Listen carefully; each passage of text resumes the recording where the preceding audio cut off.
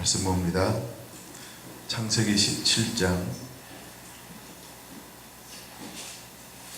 1절에서 8절. 창세기 17장 1절에서 8절. 아브라함이 99세 때에 여호와께서 아브라함에게 나타나서 그에게 이르시되 나는 전능한 하나님이라. 너는 내 앞에서 행하여 완전하라.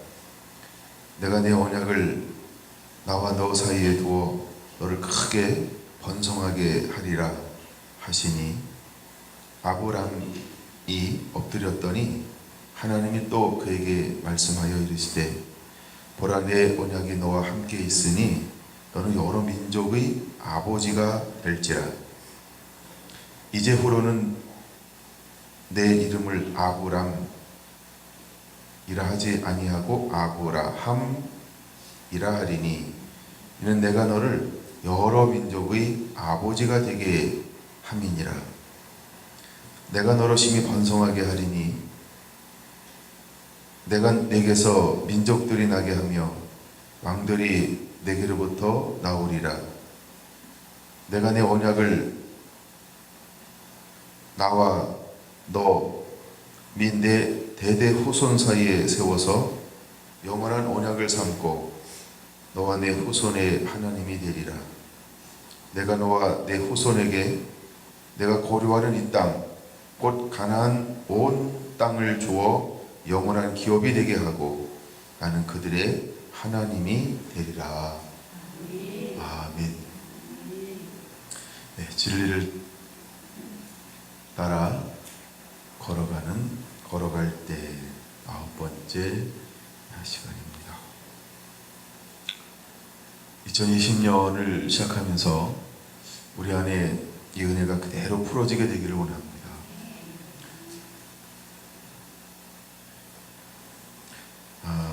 오늘 하나님의 어떤 정확한 때라고 이렇게 표현해야 될 것 같아요.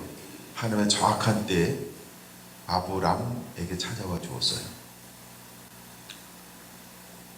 그리고 그에게 하나님의 놀라운 언약을, 어떤 축복을 선포하고 있는 것을 볼 수 있습니다. 근데 하나님을 소개하는데 어떻게 소개하고 있냐 하면 나는 전능한 하나님이라.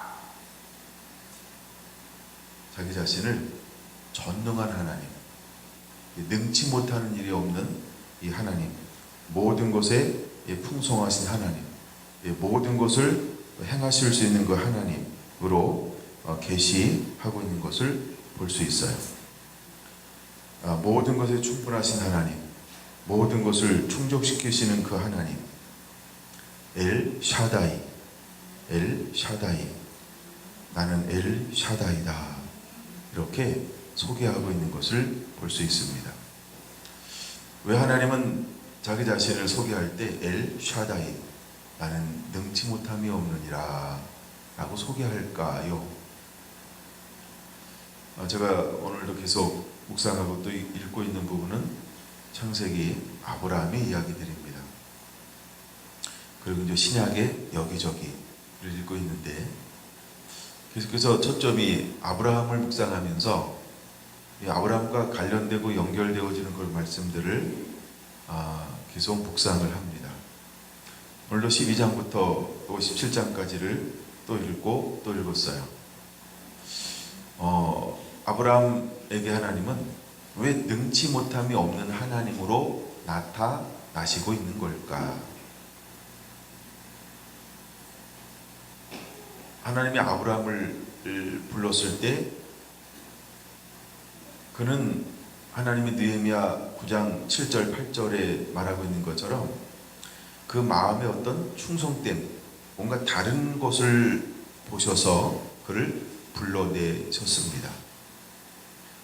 그러나 그 충성됨을 가지고 있지만 아직 온전히 하나님에게 붙들려서 하나님의 영광, 하나님의 나라, 하나님의 그 거룩한 의를 담아내기에는 다듬어지는 시즌이 필요했다라고 하는 것입니다.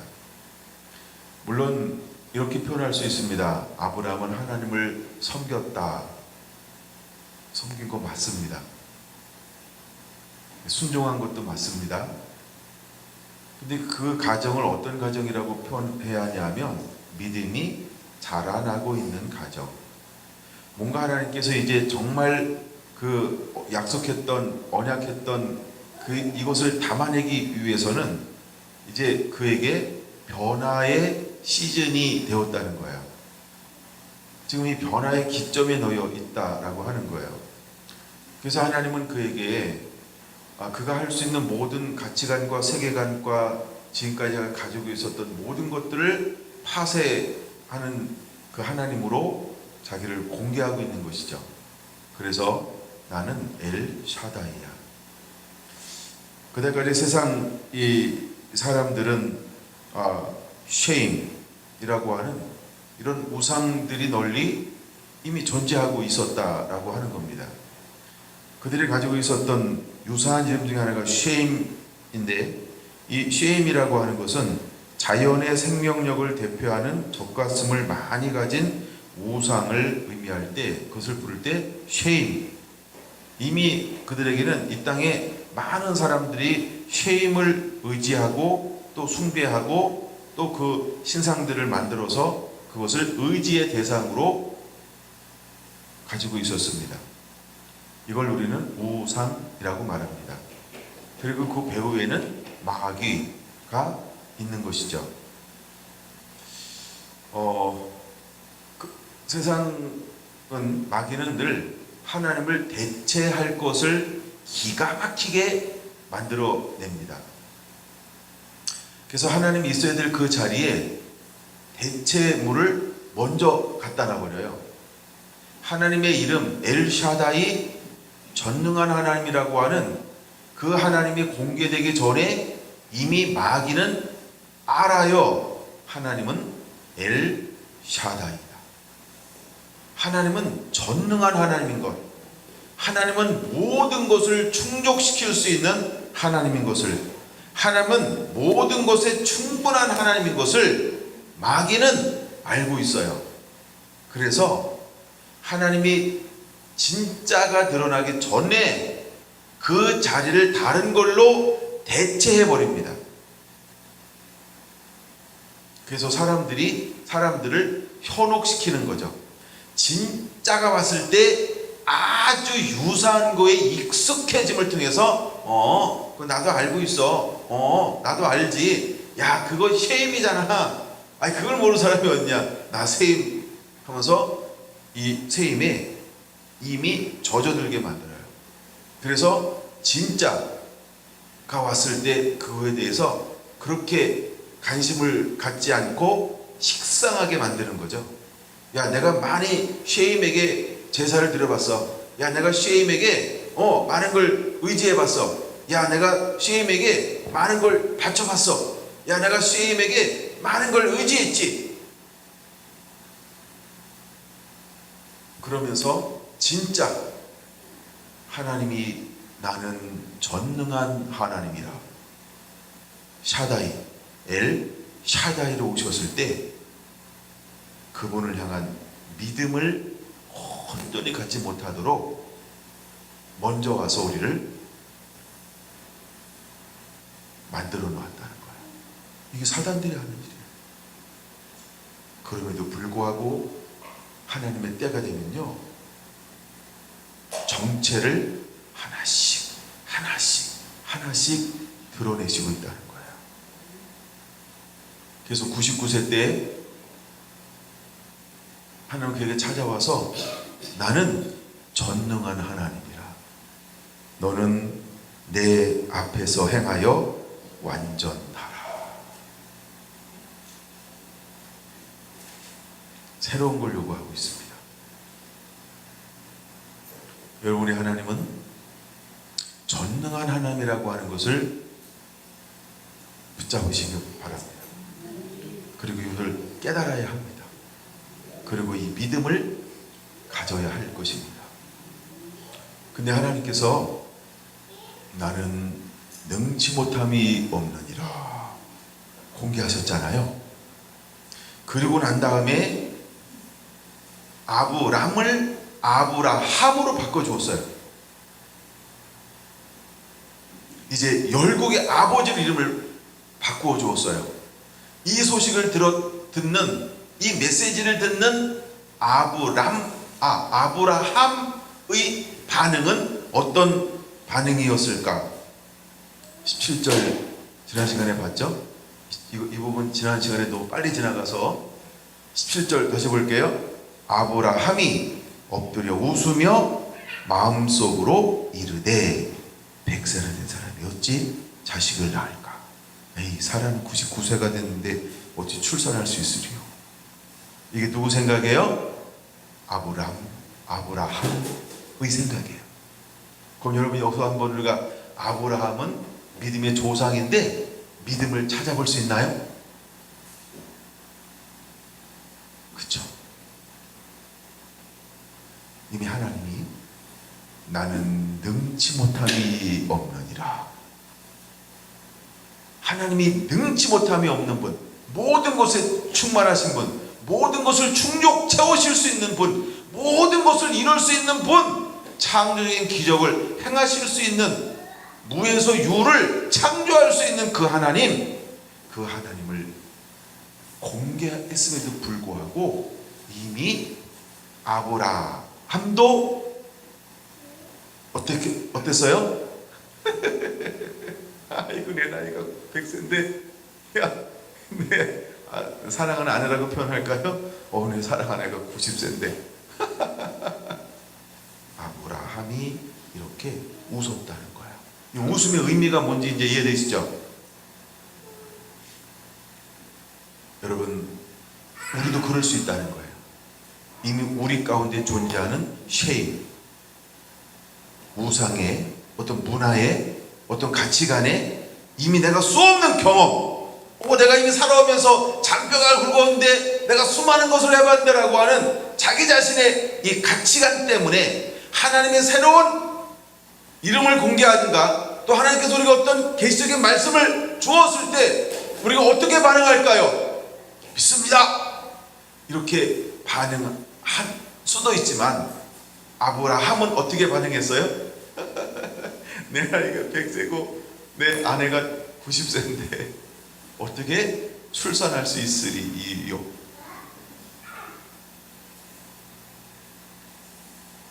절 보세요. 그도 괜찮아요.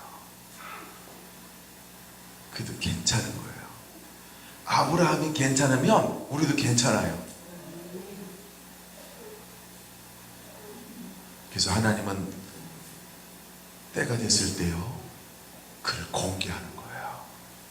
나는 능치 못함이 없는 하나님이야. 그래서 그에게 하나를 요구하는 거죠. 야, 너 이제 내 앞에서 너의 행동이 온전해야 돼. 그 온전함이라고 하는 게 여기서 우리가 이렇게 한번 바라보았으면 좋겠어요. 이제는 내가 내 생각과 경험과 가치관을 내려놓고 믿음을 가져. 내가 너를 불렀을 때를 생각해. 야, 내가 너를 인도했던 것을 생각해. 한 번 만나고 또 만나고 또 만나주고 또 만나주고 또 만나주고 또 만나주고, 여기까지 기록된 게 몇 번일까요? 많이 적었나요? 예. 이제 이 만남 가운데 하나님이 그에게 이제 제가 해야 될 거는 6번째 만남이거든요. 17장의 만남이. 그럼 이 계속해서 만남 가운데 하나님은 그를 뭘 만지고 있었을까요?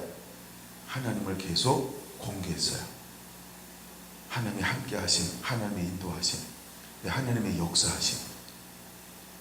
이걸 제가 이곳에 올라왔다가 번성하고 동서남북 이런 거 다시 얘기 안 할게요.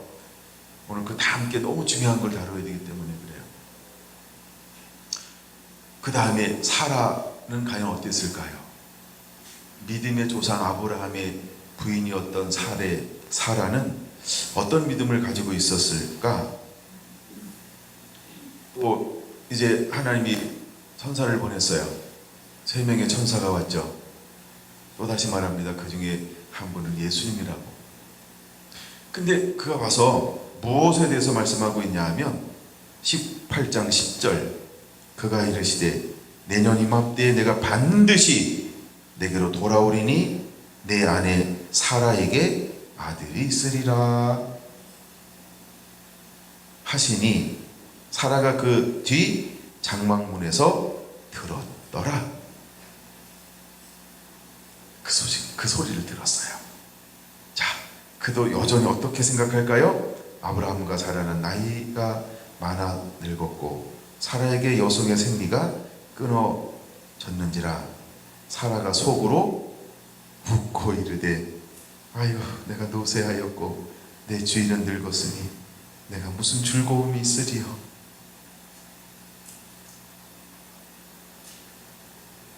그 즐거움은 출산을 말하는 거예요.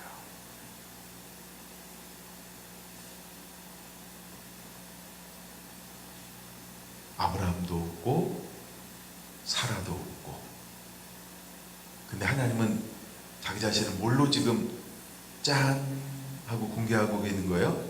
나는 전능한 하나님이라. 근데 이미 전능한 하나님을 대체하고 있는 신이 있다 그랬어요. 쉐임이라고 하는 이 젖가슴이 많이 달린 우상이 있어요. 이미 대체를 해버렸어요. 그래서 나는 전능한 하나님이라 이런데 이게 와닿지 않는 거예요. 식상한 거야. 와닿지가 않아요. 그러니까 그는 어떻게 반응을 보였어요? 웃었더라. 우리가 믿음 인도라고 하면서 아브라함이 12장 4절 말씀을 따라 갔음에도 불구하고 믿음 있는 것처럼 보이죠? 신앙이 좋은 것처럼 보이죠? 예. 여러분 우리의 신앙은 계속 자라야 합니다. 우리의 신앙과 믿음이 계속해서 자라나야 돼요. 계속해서 신앙과 믿음이 자라나야 돼요. 우리의 신앙과 믿음은 계속해서 자라나야 돼요. 하나님이 아브라함에게 훈련시키는 것 중에 하나가 뭐냐 하면 끊임없이 하나님의 말씀을 듣고 신뢰하는 걸 가르치기를 원하는 거예요. 한 번 만나, 두 번 만나, 세 번 만나, 다섯 번 만나, 여섯 번 만나 계속 만나주면서 하나님이 아브라함에게 뭘 갖기를 원하셨을까? 믿음. 하나님을 신뢰하는 법. 하나님을 의지하는 법. 이제 그 밭이 옥토가 되기를 원하셨던 거예요. 우리가 히브리서에 보면 이렇게 말한다 그랬죠? 갈 바를 알지 못하고 갔다고 말입니다. 처음에 말씀이 떨어졌어요. 아브라함아 내가 지시한 땅으로 가라. 말씀이 떨어졌어요. 그 말씀에 아브라함은 기쁨으로 반응했다는 거예요. 근데 그 말씀을 따라 가다 보니까 뭘 만났어요? 환난도 만나고 박해도 만나고. 근데 때로는 환난과 박해를 만났는데 그것을 돌파하면서 계속 전진하고 있었던 거예요. 그대가 가다 보니까 염려가 생겼어요. 그래서 엘리에셀이나 이게 15장입니다. 엘리에셀이나 그 중간에 또 사라가 와서 또 의심해서 하가를 주어서 아들을 낳죠. 이스마엘. 염려는 이런 것들을 만들어내요. 그럴 때 하나님은 그를 바깥으로 끄집어내서 하늘을 바라보게 만들어요. 그날따라 얼마나 더 많은 별들이 막 보이는지 하나님의 하늘도 열고 아브라함의 눈도 열었어요. 얼마나 수 없는 별들이 그 눈 안으로 들어오든지 그 마음속에 뭘 담아낼 수 있었어요? 내 자손이 이와 같으리라. 그 시대는 믿어졌어요. 믿음이라고 똑같이 표현하지만 지금 하나님께서 원하시는 그 믿음의 단계까지는 아직 견고하게 올라가지 않았어요. 그러나 그것도 믿음이라는 거예요. 그래서 하나님이 그에게 보여줄 때 그는 믿음이 또 한 번 자라났어요. 또 한 번 자라났어요. 그래서 염려라고 하는 부분들을 돌파하기 시작을 하는 거예요. 그 다음에 우리 가시밭의 특징이 뭐냐 하면 염려. 그 다음에 재리의 유혹, 기타 욕심으로 말미암아 기운이 막혀 결실하지 못하나니. 아브라함이 뭘 모르기 시작해요? 이것을 하나 둘 돌파하기 시작하는 거예요. 물론 저 창세기 그 중간에는 롯이 잡혀갔어요. 그래서 병사를 끌고 가서 그를 구출해내요. 뭐 이런 사건이 기록되어져 있어요. 그런 걸 통해서 보여주고 있는 것 중에 뭐냐면 그는 11절을 드리죠. 재리의 유혹으로부터 자유한 것을 보여줘요. 기타 욕심으로부터 자유한 것을 보여줘요. 아브라함은 말씀의 씨앗이 떨어지고 난 다음에 자라고, 그런 환경을 통해서 자라는 시즌들을 보내는 거예요. 그리고 또다시 이제 여기에 왔을 때 하나님이 그에게 뭘 요구하냐면 너는 내 앞에 행하여 완전하라 를 요구할 때 그는 이제 한 단계 더 나아가 나는 내가 좋은 땅으로 가기를 원한다. 근데 좋은 땅이라고 할 때 이것을 인내하여 결실하나니 이렇게 말합니다.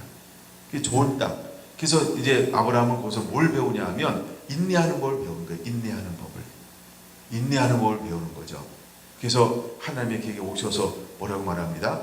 내년 이맘때에 이렇게 말합니다.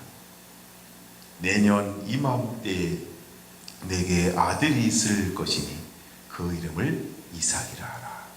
자, 이삭이라 하라. 이건 제가 미리 말한 거예요. 나중에 그가 딱 태어났을 때 그 이름을 뭐라고 짓죠? 이삭의 뜻이 뭐라 그랬어요? 웃음. 왜 그 웃음이라고 졌을까요? 아빠도 웃었고 엄마도 웃었고 그래서 즐거움이 되었어요.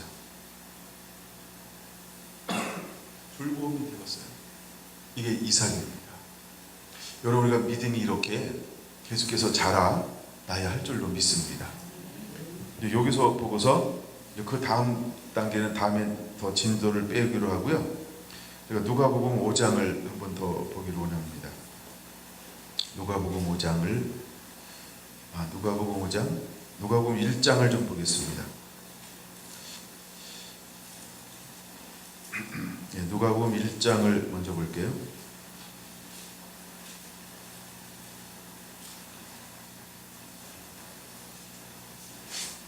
너는 내 앞에 행하여 완전하라 라고 말씀을 하고 있습니다.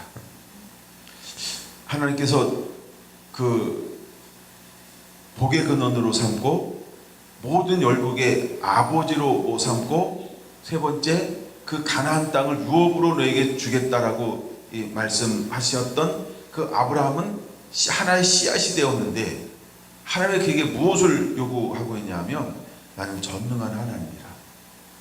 너는 내 앞에 행하여 완전하라. 그리고 자녀를 준다라고 하는 그 말을 들을 때 그들의 반응이 내가 100세나 되었는데 내 아내는 90세인데 어찌 출산하리요. 아이고 나는 몸이 노쇠하고 내 주인은 늙었거늘 어찌 내게 그런 즐거움이 있으리요. 이것이 아브라함과 사라의 표현이었다는 거예요. 말이라고 하는 것은 뭐냐면 말을 뭘 보여주는 걸까요? 믿음을 보여주는 겁니다. 미리 하나 가르쳐 줄게요. 누가복음 1장 20절이요. 보라, 이 일이 되는 날까지 내가 말 못하는 자가 되어 능히 말을 못하리니 이는 내가 내 말을 믿지 아니함이거니와. 때가 이르면 내 말은 이제 가브리엘 천사가 전해주는 하나님의 말씀이 이루어지게 될 것이다. 이렇게 말하고 있어요. 아브라함은 벙어리가 되지 않았어요. 사라도 벙어리가 되지는 않았어요. 근데 누구는 벙어리가 됐을까요? 사가랴는 벙어리가 됐어요. 근데 벙어리가 된 이유가 뭘까요? 내 말을 믿지 아니함이니라. 믿지 아니함을 통해서 현상이 일어났는데 벙어리가 되었어요. 그럼 여러분 우리에게 이것이 무엇을 보여주는 걸까요? 믿음이 없을 때 믿음이 없는 말을 계속 되뇌이는 걸 하나님은 원치 않는다는 거예요. 하나님은 우리에게 뭘 요구할까요? 믿음의 고백이요. 우리가 신앙 고백을 해야 되고 우리가 입으로 하나님을 찬양해야 하고 우리가 하나님께 영광을 돌려야 되는 것처럼 우리가 이 입술을 가지고 계속해서 믿음이 없는 말을 쏟아낸다라고 한다면 하나님이 이것을 온전히 이룰 수가 없어요. 그래서 하나님이 아예 그에게 어떻게 만들어 버렸어요? 벙어리로 만들어 버렸어요. 그리고 이 일이 이르기까지, 하나님의 말씀이 이루어지기까지 그는 벙어리로 살아야만 됐어요. 그 기간이 10개월이었죠.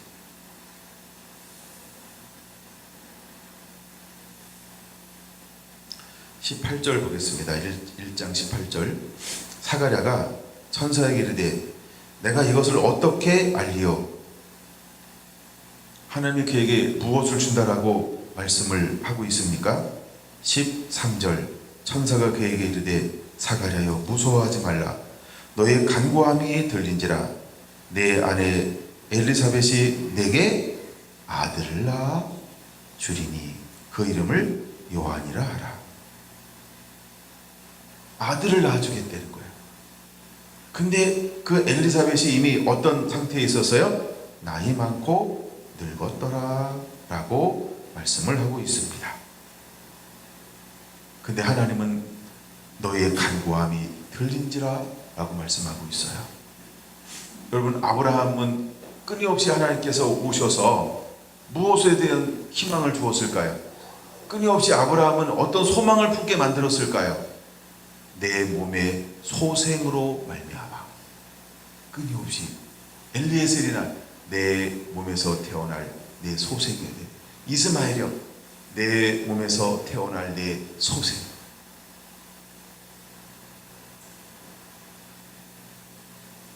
하나님이 아브라함에게 끊임없이 그 믿음을 갖고 자라가기를 원하셨던 거예요. 그런데 여기 의롭고 경건하게 살고 있었던 한 사람이 의가 있고 경건이 있고 율법에 온전히 지켰음에도 불구하고 막상 어떤 초자연적인 역사가 일어났을 때, 다시 말해서 하나님이 엘샤다이로 만나 주었을 때 사가랴는 어떤 상태에 있을까요? 엘샤다이 하나님을 받아내기에는 부족한 믿음의 상태.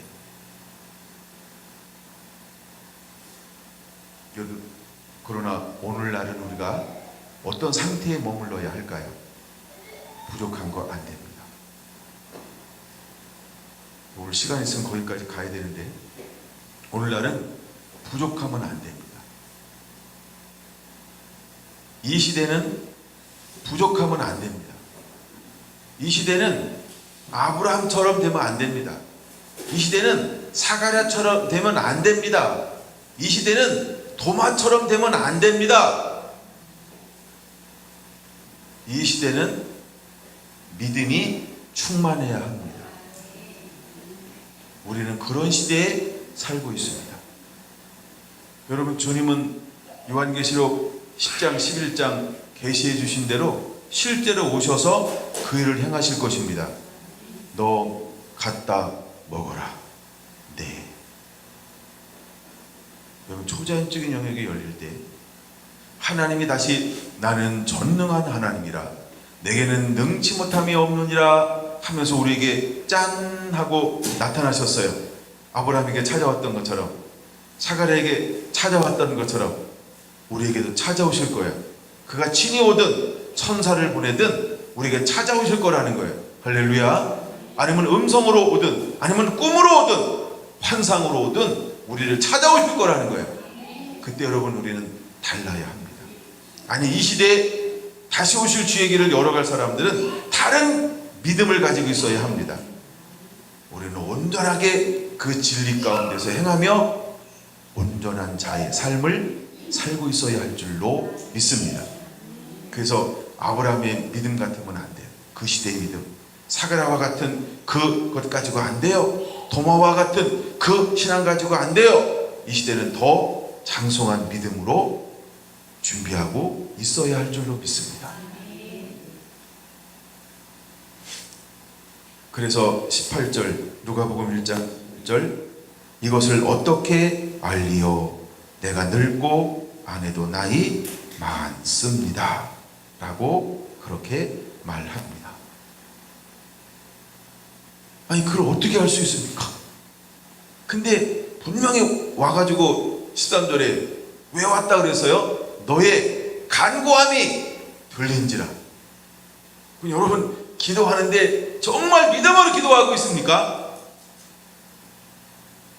오늘날은 사가랴와 같으면 안 됩니다. 오늘날은 아브라함 같으면 안 됩니다. 오늘날은 도마와 같으면 안 됩니다.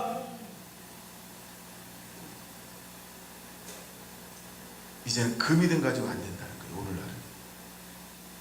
그래서 하나님이 그에게 뭐라고 말씀하시냐 하면 37절 시작. 대저 하나님의 모든 말씀은 능하지 못하심이 없느니라. 그게 엘 샤다이. 거기다 적어놓으세요. 엘 샤다이. 하나님은요 능치 못하심이 없는 하나님이라는 거예요. 그래서 사가랴에게도 오셔서 가브리엘이 뭐라고 선포해요? 사가랴여,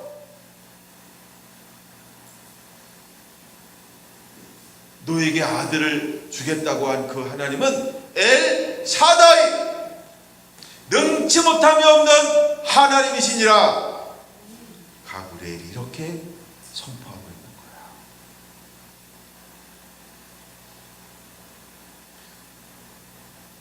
있는 거예요. 여러분, 우리와 함께 하시는 하나님이 어떤 하나님인지를 알아야 됩니다. 우리를 들어 쓰기를 원하시는 하나님이 어떠한 하나님인지를 알아야 돼요. 우리에게 능력 주고, 우리에게 복음 주고, 우리에게 성령 주고, 우리에게 영광을 덮어주셔서 저 땅끝까지 증인 삼기를 원하는 그 아버지의 계획이, 그 계획을 이루기 위해서 그분이 우리에게 어떤 하나님으로 만나줄 것인지를 그걸 알고 있어야 돼요. 하나님은 오늘도 전능한 하나님으로 만나주기를 원하고 있다는 거예요. 그래서 여러분, 이 37절은요 사가랴와 엘리사벳에게 필요한 거고요, 이 37절은요 요셉과 마리아에게 필요한 말씀이라는 거예요. 그래서 제가 이 부분을 마태복음과 누가복음을 계속해서 묵상하면서 전체를 제가 살펴봤어요. 하나님이 이 37절의 말씀은 사가랴에게도 엘리사벳에게도 절대적으로 필요한 말씀이고, 요셉과 마리아에게도 절대적으로 필요한 말씀이 37절이라는 거예요. 우리 하나님은 엘 샤다이 하나님.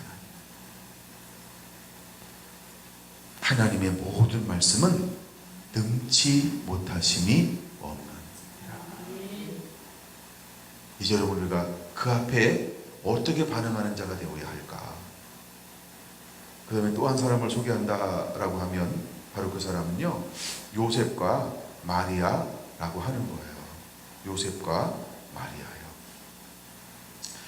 34절 볼까요? 34절 시작. 마리아가 천사에게 말하되 나는 남자를 알지 못하니 어찌 이런 일이, 이렇게 말하고 있어요. 아니 내가 남자를 모르는데 어떻게 된다고요? 32절이요. 그가 큰 자가 되고, 31절 먼저 볼게요. 보라 내가 잉태하여 아들을 낳으니 그 이름을 예수라 하라. 와우. 천사가 와가지고요 뭐라고 선포하는 거예요? 내가 아들을 낳을 거다. 와우. 상식을 깨버리죠. 마리아여, 여러분 다 마리아입니다. 마리아여, 이걸 수긍할 수 있겠습니까? 이걸 받아들이겠습니까? 여러분 받아들일 수 있습니까? 천사가 왔는데 이거 귀신 아니야? 이거 마귀 아니야? 이거 뭔 장난쳐? 애기 물러가라 아닌가? 예수의 이름으로 물러갈지어다 막 온갖 막 이렇게 막 했을지 몰라. 이거 내가 오늘 잠을 잘못 잤지 막 이러면서 아니 갑자기 오더니 뭐예요? 여자여, 내가 잉태하여 아들을 낳을 것이다. 아니 이 말을 도대체 누가 받아들일 수 있을까요? 그렇죠? 그러면 처음에 반응은 뭐예요? 당연히 논리적, 합법적 뭐 이렇게 나오겠죠. 이치적, 자연적. 난 남자를 모르는데요. 그래서 그가 그렇게 고백하는 겁니다. 뭐라고요? 마리아가 천사에게 말하되 나는 남자를 알지 못하니 어찌 이 일이 있으리까?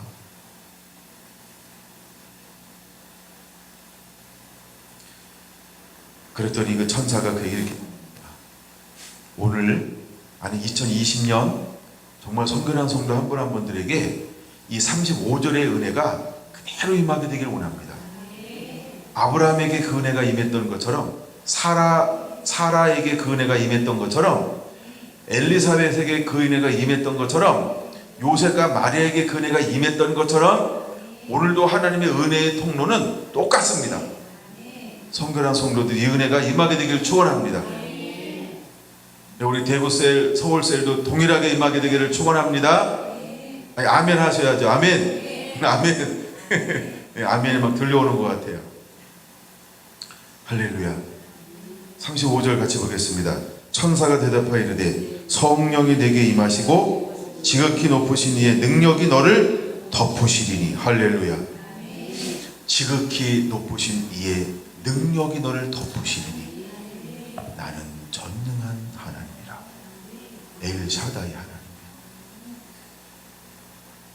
능력이 너를 덮는다라고 할 때 어떤 하나님? 엘샤다이의 하나님. 나는 능치 못함이 없느니라. 그 하나님의 능력이 우리를 덮어버리는 거야.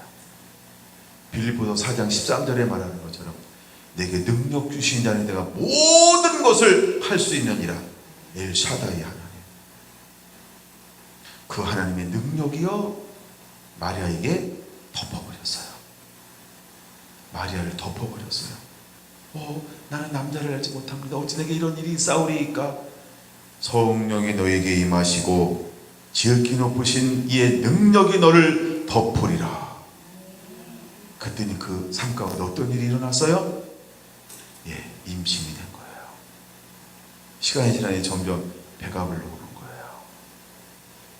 근데 그 앞에 이 여인이 뭐라고 고백하고 있냐 하면 38절 마리아가 이르되 주의 여종이오니 말씀대로 내게 이루어지이다. 할렐루야. 그리고 천사가 떠나가는 거예요. 여러분 오늘날 우리가 어떤 믿음으로 서야 할까? 2020년 시작하는 우리에게 이제 어떤 은혜가 임해야 할까? 이 은혜가 임하게 되기를 축원합니다.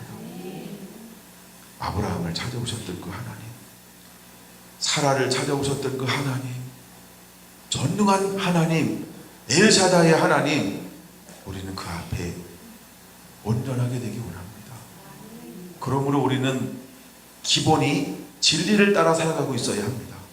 말씀 안에 머무는 자로 살아가고 있어야 합니다. 우리가 이건 믿음이 작던 믿음이 크던 이건 옛날에 다 다른 거잖아요. 그렇죠? 작은 믿음, 큰 믿음 원하시면 다시 해드릴게요. 그래서 우리가 믿음이 점점점 자라나야 할 줄로 믿습니다. 그래서 아브라함처럼 이것을 담아내야 합니다. 어느 시점이 되면요 마리아처럼 우리가 이렇게 고백할 수 있어야 합니다. 나는 주의 여종이오니 모대로 될지어다. 주의 말씀대로 될지어다. 할렐루야. 여러분이 마리아의 고백이 우리의 고백이 되기를 원합니다. 나는 주의 여종이오니 말씀대로 내게 이루어지이다. 이렇게 고백할 수 있어야 합니다. 마리아는 벙어리가 되지 않았어요.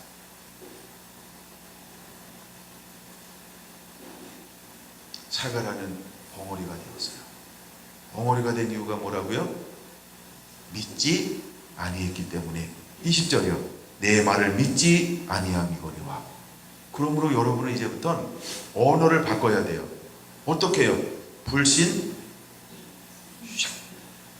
믿음, 여세요. 이제 믿음을 풀어놓으세요. 믿음을 풀어놓으세요. 믿음을 풀어놓으세요. 이거는 우리가 옛날에 아주 수없이 다뤘던 부분이에요. 믿음의 기초. 믿음의 기초를 할 때 수없이 다뤘던 거예요. 이건요. 원하면 다시 다뤄드릴게요. 그래서 여러분 이제 우리는 불신을 그리고 믿음을 풀어놓는 자가 돼야 돼요. 아멘. 믿음을 풀어놓는 자가 되어야 돼요. 마리아처럼. 할렐루야. 마리아처럼요. 오늘 시간 조절 제가 잘하고 있는 것 같아요. 누가복음 5장 보겠습니다. 아니 어떻게 오늘 그 찬양을 하셨어요? 누가복음 5장을? 집사님 감동받으셨어요? 이야, 아니 아직 안 들었잖아요. 그쵸? 깜짝 놀랐어요. 이거 오늘 찬양 선곡하면서. 근데 무슨 피요? 주의 피 어디로 갔어요? 시간 조절 실패했어요? 네. 주의 피라는 찬양이 있는데 8분 11초입니다. 여러분들 유튜브에서 꼭 찾아서 들어보시기 바랍니다. 네, 주의 피 유튜브에 나오는데 이야 심플하대. 네. 그 찬양 기대했거든요. 그 찬양 기다려도 안 나오는 거여서 물론 오늘 찬양 막 길게 해서 너무 감사하고요. 주의 피를 안 나왔어요. 그 참 심플하던데. 여러분들 하여간 유튜브에서 주의 피라는 찬양 한번 찾아서 들어보세요. 제가 우리들 웃는 이유가 뭔지 알라나 모르겠어요. 아마 다 알 거예요. 네. 네. 일단 누가복음 5장 1절에서 11절까지 보겠습니다. 무리가 몰려와서 하나님의 말씀을 들을새 예수는 게네사렛 호숫가에 서서 호숫가에 배 두 척이 있는 것을 보시니 어부들은 배에서 나와서 그물을 씻는지라. 예수께서 한 배에 오르시니 그 배는 시몬의 배라. 육지에서 조금 떼기를 청하시고 앉으사 배에서 무리를 가르치시더니 말씀을 마치시고 시몬에게 이르시되 깊은 데로 가서 그물을 내려 고기를 잡으라. 시몬이 대답하여 이르되 선생님 우리들이 밤이 새도록 수고하였으되 잡은 것이 없지만은 말씀에 의지하여 내가 그물을 내리리이다 하고 그렇게 하니 고기를 잡은 것이 심히 많아 그물이 찢어지는지라. 이에 다른 배에 있는 동무들에게 소짓하여 와서 도와달라 하니 그들이 와서 두 배의 채움에 잠기게 되었더라. 시몬 베드로가 이를 보고 예수의 무릎 아래에 엎드려 이르되 주여 나를 떠나소서 나는 죄인으로소이다 하니 이는 자기 및 자기와 함께 있는 모든 사람이 고기 잡힌 것으로 말미암아 놀라고 세베대의 아들로서 시몬의 동업자인 야고보와 요한도 놀랐습니다. 예수께서 시몬에게 이르시되 무서워하지 말라. 이제 이후로는 내가 사람을 취하리라 하시니 그들이 배들을 육지에 대고 모든 것을 버려두고 예수를 따르니라. 아멘. 제가 누가복음 5장을 보기 원하는 이유가 있습니다. 아브라함은 말씀을 따라갔어요. 베드로는 무엇을 따라가고 있나요? 이른 아침에 예수님께서 바닷가를 거닐어요. 여기 게네사렛 바닷가인데 이게 갈릴리 바다예요. 나중에 이제 요한복음 21장에는 디베랴, 이건 로마식 표기예요. 디베랴라고 하는 건.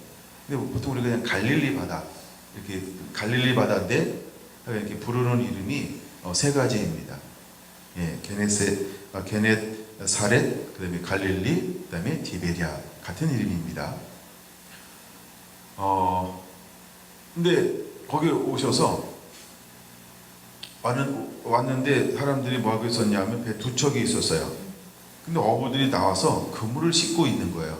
갔다 와서 그물을 씻어서 다음 나가려고 미리 씻어놔야 이제 이게 안 씻어놓으면 건조해가지고 이거 터는데 안 털려요. 그러니까 젖어 있을 때 털어서 이제 말려야 그 다음에 이제 가지고 나갈 수 있는 거거든요. 그래서 지금 그걸 하고 있는 거, 그물 정리를 하고 있는 거죠. 근데 오셨어요. 그리고 배를 빌려서 조금 띄운 다음에 무리들을 향하여 뭐하더니 3절 가르치시더니. 가르쳤다라고 하는 게 뭘까요? 하나님의 말씀을 선포하고 있는 거죠.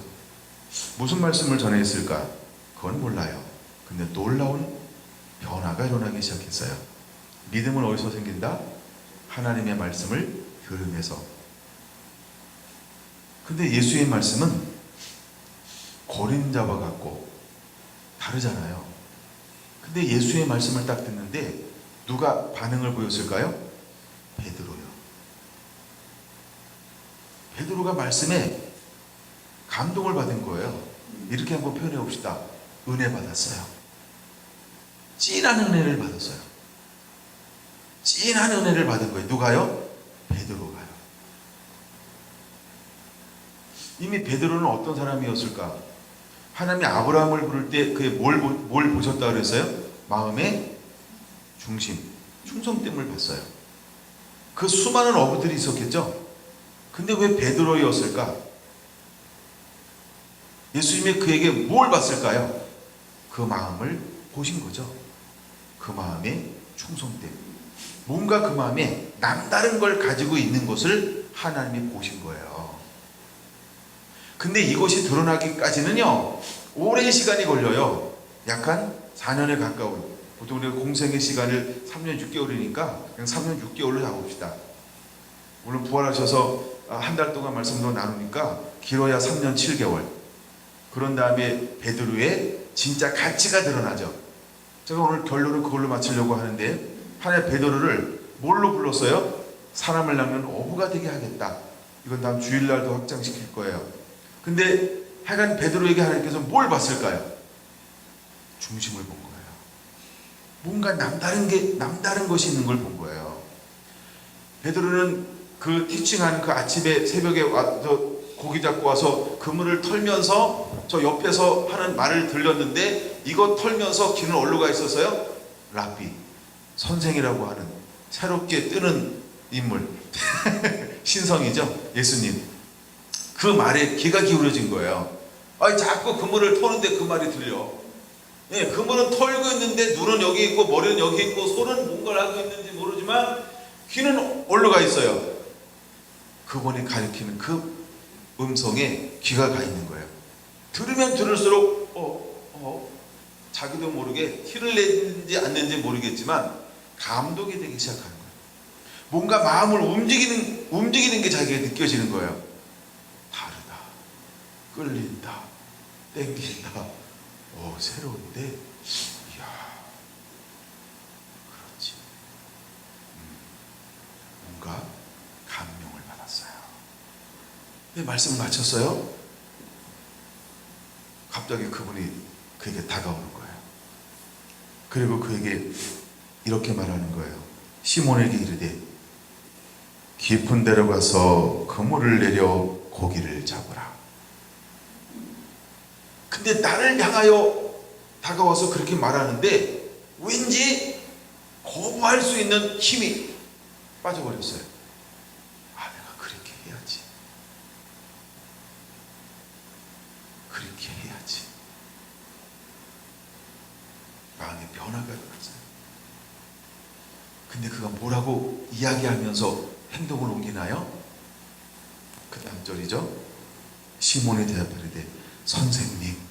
그러니까 지금 베드로가 그 한 사람을, 신성 새로 떠오르는 사람을 뭘로 보고 있는 거예요? 랍비요. 우리들이 밤이 새도록 수고하였으되 잡은 것이 없지만은, 이 잡은 것이 없다를 꼭 기억해 두셔야 됩니다. 잡은 것이 없지만은 말씀에 의지하여 내가 그물을 내리리이다. 와우. 어디서 이런 변화가 일어나는 걸까요? 3절, 배를 띄고 가르치시더니. 베드로는 뭐하고 있다고요? 그물을 씻고 있는 거예요. 그물을 씻을 때 이렇게 씻잖아요. 내가 한번 해보는 거예요. 그물 씻어본 적은 없습니다, 제가. 몰랐죠. 왜 장로님은 그물을 씻었을지. 그러니까 그물을 씻었어요. 근데 그 말이 점점 마음에 들리는 거예요.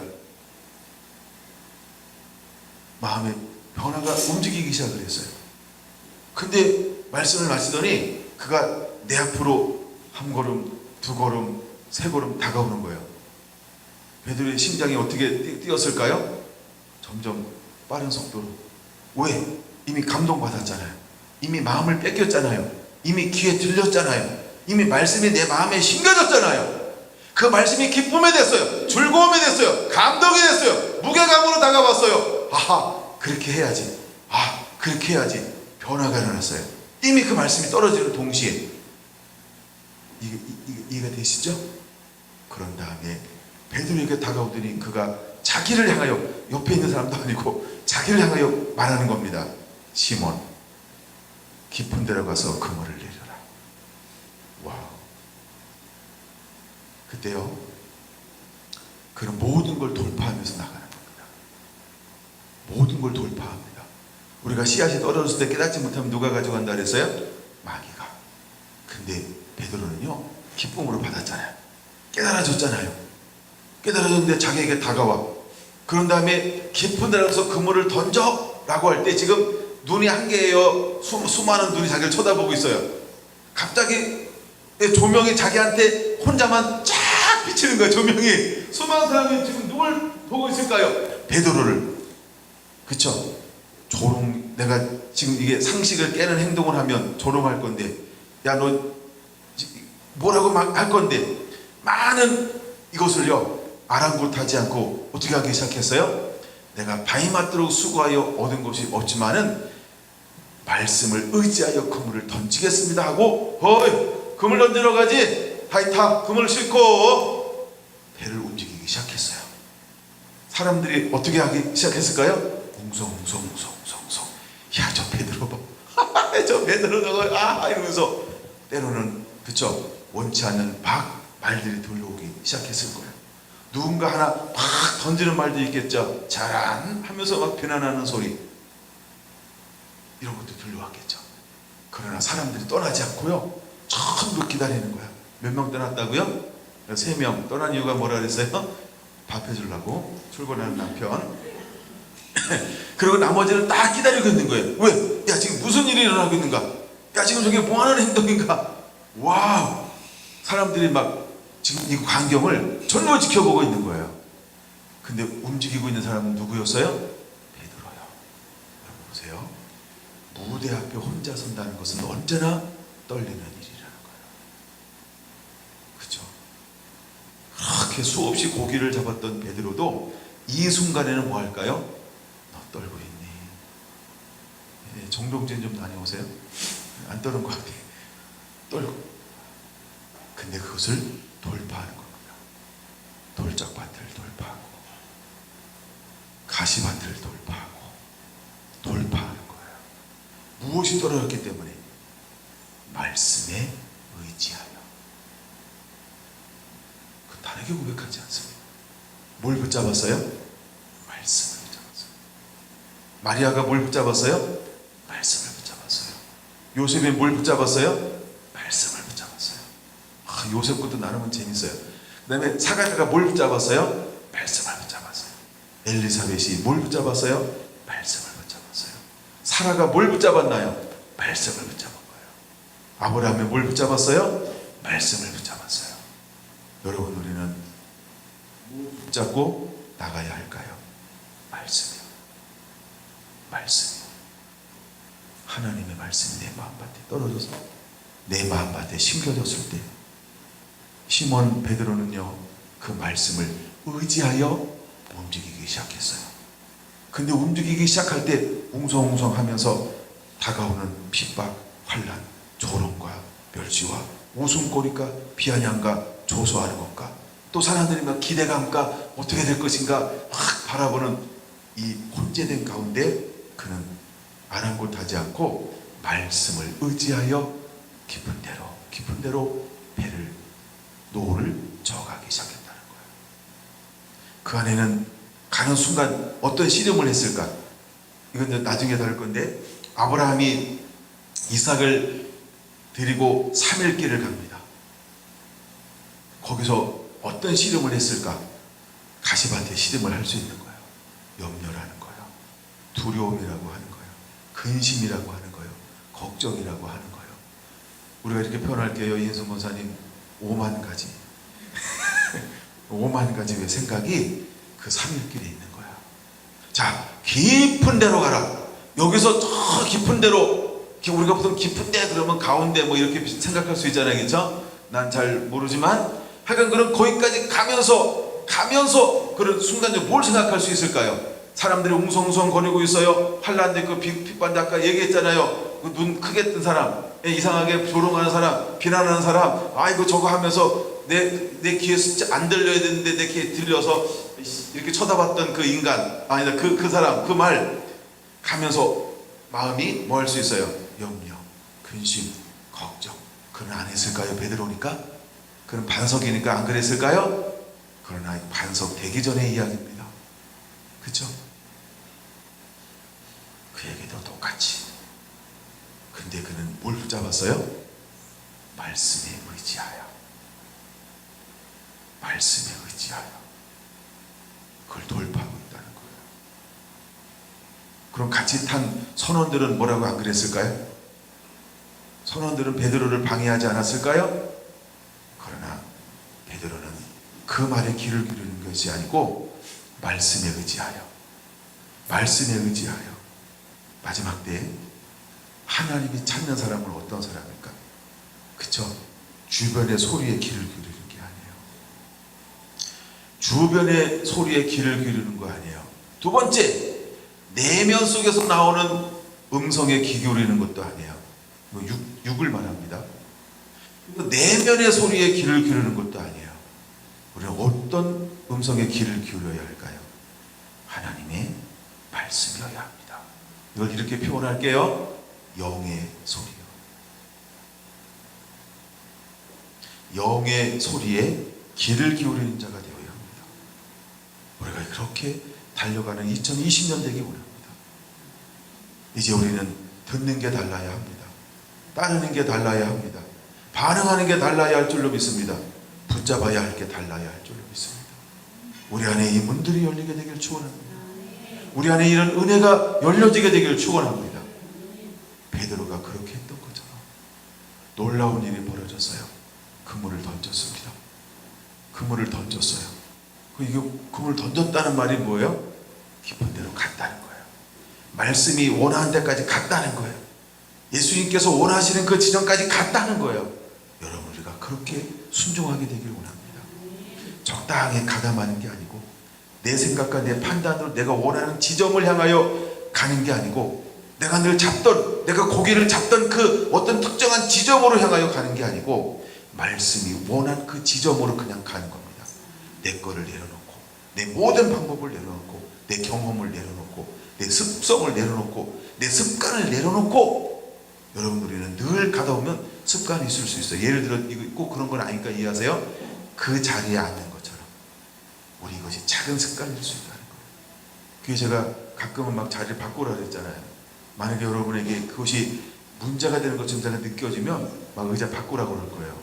근데 지금은 제가 전혀 그런 게 안 느껴져서 그냥 앉는 걸 그냥 안 바꾸는 겁니다. 옛날에 막 바꿨잖아요. 그렇죠? 예, 4개 있을 때 막 바꿔가면서 앉았잖아요. 예. 여러분, 우리에게 그런 고정관념 그거 안 됩니다. 그분이 원하시는 말씀 그대로 원하는 점에 갔다는 거예요. 그 뭐였어요? 그물을 내렸어요. 내렸어요. 어떤 일이 벌어졌습니까? 그물을 내렸으니까 그 다음에 뭐 해야 돼요? 올려야 되잖아요. 그물을 올리기 시작을 했습니다. 그랬더니 그 그물에 묵직함이 그대로 온몸에 전율처럼 다가오는 거예요. 한 번도 경험하지 못했던 무게감을 경험하기 시작하는 거예요. 한 번도 누리지 못했던 그 무게감에. 그랬더니 그 그물을 무리하게 당겨 올리려고 하니까 어떻게 됐다고 그랬어요? 그물이 찢어지는 지막. 그럼 또 당겨야 될까요? 기다려야 될까요? 힘으로 능으로 안 되는 거예요. 힘으로 능으로 안 되는 거예요. 그래서 무조건 힘을 쓴다고 되는 게 아닙니다. 그냥 맡기는 거야. 안 되는 걸 그물에 찢어지려고 하니까 다시 힘을 빼고요. 한 배를 더 부르는 거야. 그리고 함께 공동으로 그 그물을 천천히 끌어올려 양배를 채우기 시작을 했어요.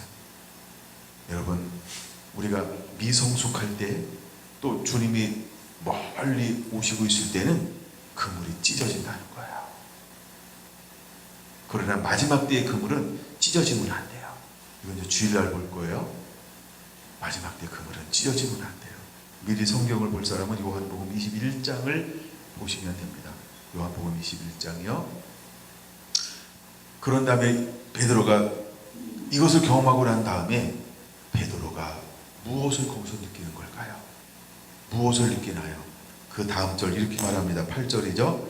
주여 나를 떠나소서. 주여 나를 떠나소서. 나는 죄인으로소이다. 시몬 베드로가 예수님 앞에 무릎을 꿇으면서 갑자기 처음에는 그를 뭘로 불렀어요? 선생님. 근데 이제는 이것을 경험하고 난 다음에 말씀에 의지하여 갔다가 왔는데 무슨 일이 일어났어요? 나는 전능한 하나님이라. 전능한 하나님을 경험했어요. 능치 못함이 없는 하나님을 베드로가 경험했어요. 그 앞에 베드로는 무릎을 꿇었어요. 그리고 자기가 무엇인 것을 깨달았어요. 나는 죄인입니다. 이 말이 무슨 말인지 아세요? 나는 아무것도 아닙니다. 내가 아무것도 아니라는 걸 깨닫는 거예요. 무엇 때문에 이것이 깨달아지는 걸까요? 심겨진 하나님의 말씀이요. 이미 말씀이 심겨졌잖아요. 말씀을 의지하여 지금 나갔잖아요. 그랬더니 거기서 누구를 만났어요? 엘 샤다이. 내가 바위 맞도록 수고했는데 안 됐단 말이에요. 고기를 못 잡았단 말이에요. 근데 말씀에 의지하여 나갔는데 와! 능치 못함이 없느니라 엘 샤다이 하나님. 그 하나님을 만난 거예요. 그 말씀이 그 하나님을 만났을 때 그냥 알게 하고 깨닫게 하는 거예요. 이게 말씀을, 진리를 따라가는 사람의 삶입니다. 우리가 진리를 따라가면요, 하나님이 역사할 때 그냥 깨닫는 거예요. 말씀 때문에 그분을 점점 알아가는 거예요. 말씀을 붙잡고 살았기 때문에 그 말씀이 역사하니까 그냥 깨닫는 거예요. 아, 그분이 누구냐. 그래서 그는 고백합니다. 나는 죄인으로서. 나는 죄인으로서이다. 여러분, 우리 안에 이런 붙들림이 있게 되기를 원합니다. 우리 안에 이런 만남이 일어나게 되기를 원합니다. 우리 삶 가운데 여러분 2020년 하나님 어느 시점에 딱 오니까 엘샤다이로 만나줘서 이제 우리 성결한 교회 온 성도들의 삶 가운데 엘샤다이 하나님이 다시 풀어지게 되기 원합니다. 이 은혜가 다시 풀어지게 되기 원합니다. 그리고 예수님이 베드로에게 그랬던 베드로에게 하나만 더 마칠 건데요. 그랬던 베드로에게 뭐라고 선포하고 있나요? 내가 너를 사람을 낚는 어부가 되게 할 거야. 팔로우미, 나를 따르라. 예수님은요, 자기를 따르기를 원하고 있어요. 주여, 너 정말 내가 너의 주 맞니? 또 내가 정말 너의 주인 맞니? 나를 따르라. 새롭게 그를 부르는 거예요. 여러분, 우리 안에 2020년 이런 은혜가 임하게 되길 원합니다. 정말 주님이 우리의 전부라고 한다면 완전히 주님만 따르기 원합니다. 나를 따르라. 그러면서 예수님은요, 그 베드로의 비전을 선포하고 있어요. 아무것도 안 보여요. 아무 현상도 없어요. 그냥 고기 잡은 거야. 고기 잡은 거야. 근데 예수님은 고기 잡은 그에게 뭘 선포하고 있습니까? 야, 너 이제 고기 잡지 말고 사람을 잡아. 사람 낚는 어부가 되게 해. 너 사람 낚는 어부야. 난 내가 사람을 낚는 어부가 되길 원한다 라고 말하고 있는 거예요. 주일날 오전에 기대하세요. 그 다음 복구 나는 거예요. 딴 거 주면 모르는데 하여간 이거 나눠야 돼. 그 다음 거 사람을 어부가 되게 하겠다고 말씀하고 있어요. 얼마나 오랫동안 예수님을 따라다니게 됐을까요? 모든 것을 다 버리고요, 그냥 예수님의 제자로 부름받아 그와 함께하는 삶을 생활하기 시작합니다. 베드로에게 어떤 일도 일어나지 않아요. 아무 증거도 보이지 않아요. 그 3년 6개월을 통과해야 합니다. 그를 부를 때 뭐라고 말씀했는데, 내가 너를 사람을 어부가 되게 하겠다는데 사람을 낚지 못했어요. 사람을 한 번도 낚지 못했어요. 괜찮아요. 괜찮아요. 아직 사람을 낚을 때가 안 돼서 그런 거예요. 아멘. 그러나 하나님이 한번 시작하시면 3,000명을 한 번에 낚는 걸 봤잖아요. 사도행전 2장에서. 그쵸? 그물 한 번 던졌어요. 오순절날 성령 임했어요. 이제 14절부터 처음에 그물을 던졌어요. 그물이 뭐예요? 복음의 그물을 내렸어요. 이제 그들을 향하여서 그물을 던졌어요. 자, 중심으로 가라. 깊은 데로 가라. 깊은 데가 어디였어요? 예루살렘이요. 이스라엘의 눈동자, 이스라엘의 핵심, 이스라엘의 심장부. 6절에 예배드리기 위해서 몰려들었던 그들을 향하여서 그물을 던졌어요. 와우! 찢어질 정도로 잡혔어요. 몇 마리 덮였다고요? 3마리 덮였어요. 그 나머지는 다 잡혔어요. 3,000명. 3,000명이 한 번에 그 그물에 걸렸어요. 예수의 말씀이 허언이었어요? 진짜였어요? 내가니 믿습니까? 그런 일이 일어나게 될 줄로 믿습니다. 여러분, 이 은혜를 가지고 그대로 가게 되길 축원합니다. 오늘 풀어지는 이 기름 부음이 여러분의 삶 가운데 그대로 전이가 되기 원합니다. 아브라함의 축복이요, 아브라함의 유업, 아브라함의 기름 부음이 여러분 삶 가운데 그대로 임하게 되기를 축원합니다. 여러분, 아브라함의 기름 부음을 받으세요. 아브라함의 기름 부음을 받으세요. 아브라함의 기름 부음을 받으세요. 예, 거기 있는 처소에서 받으셔야 돼요. 아브라함의 기름 부음을 받으세요. 베드로의 기름 부음을 받으세요. 베드로의 기름 부음을 받으세요. 베드로의 기름 부음을 받으세요. 하나님이 지금 여기에 임재하고 있어요. 불로방인 겁니다. 기름 부음이 얼마나 좋은지 여러분이 그걸 그대로 받으시기 바랍니다. 그대로 이 기름 부음을 받으시기 바랍니다. 그대로 받으세요. 예, 그대로 받으세요. 혜진자매님 반주 좀 해주세요. 그대로 이 부음을 받으시기 바랍니다. 예, 잔잔하게 깔아주셨으면 좋겠습니다. 하나님, 여러분들을 2020년 이제 그렇게 사람을 낚는 업으로 일어나는 것을 보기를 원합니다. 우리가 일어나야 할 줄로 믿습니다. 이제 그물을 던지는 자가 되어야 합니다. 여러분, 진리 안에 걸어가시게 되기를 축원합니다.